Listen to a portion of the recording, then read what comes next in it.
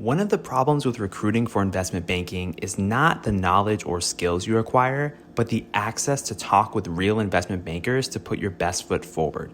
Our sponsor, WSO Academy, can provide those connections with 60 head mentors who are finance professionals at top firms like Goldman, Centerview, and JP Morgan. Imagine being able to get on the phone within 24 hours with one of the Academy's 1,300 mentors right before a critical interview. Get on the waitlist for WSO Academy today by clicking the link in the show notes or by visiting wallstreetoasis.com/academy.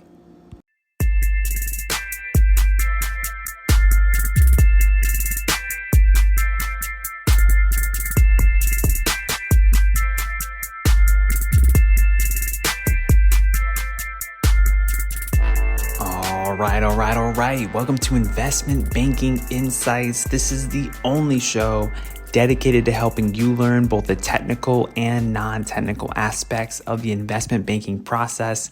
My name is Alex Mason and I am your host. Thank you so much for joining me.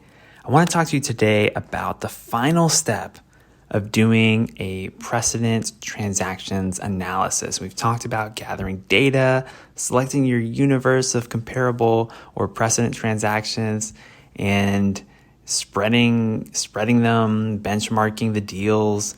And now you got to come up with a valuation, right? This is what it's all about, determining valuation from your precedent transactions.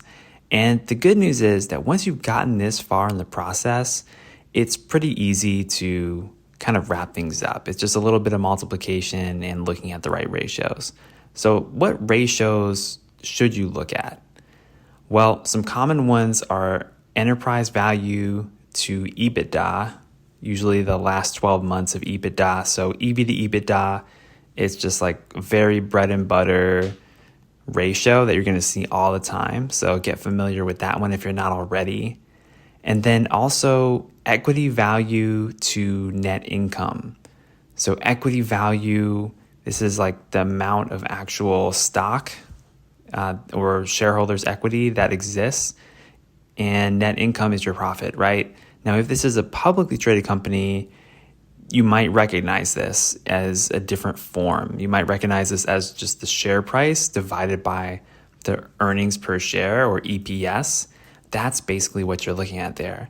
So these different metrics are going to give you a sense of the valuation of the company.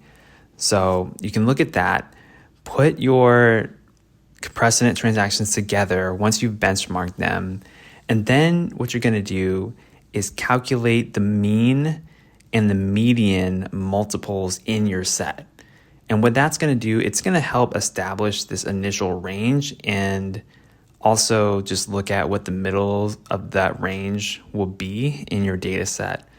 So the mean and median, the reason we want to do both is just kind of coming back to basic statistics. So the median, the way that we define that is that half the data set is below that number and half the data set is above it. So if you have 100 data points and they're all incremented 1 to 100, 1, 2, 3, 4, 5, etc., then your median is going to be 50, right? It's halfway in between 1 and 100. I guess technically 50.5 in this example, but that's your median, right? And then your mean may or may not be the same as the median. So mean is the average. And what mean is accounting for are like outliers in the data set that's going to skew the numbers upward or downward. So let's say you have a set of precedent transactions that are all kind of clustered together around the same multiple, but then you have one transaction that's just super, super big. What that's going to do is it's going to make your mean valuation, let's say EV to EBITDA in this example, it's going to make your mean number really high relative to your median.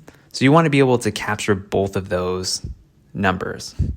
For that reason, it just helps you get more insight into the data set itself. So once you got your mean and your median multiples, now what you do is look at the most relevant comparable transactions in the range. I know I talked about this when we talked about benchmarking recently, so I won't belabor the point here, but just look at the ones that are most relevant to what your target is, what's actually relevant to the deal, and then refine the range of your multiples if you need to. So once you got a refined range, it then becomes a very simple exercise of multiplying your multiple by either the EBITDA or the net income of your target. And then boom, you got a valuation. You've got an implied enterprise value valuation or an implied equity value. And you've also got not just a single number, but you've got a range. You can apply that multiple at different points in your range based on your data set. So that's basically it. That's how you get to your implied valuation from your precedent transactions. And yep, that's one of the ways to value a firm, right? Is precedent transactions. And we've now walked through all of the steps to get there. And you'll notice it's just so similar to comparable companies, but there are little nuances here and there with the different steps. I hope that you've picked up on that. So it's just kind of interesting to actually go through it and see what's going on.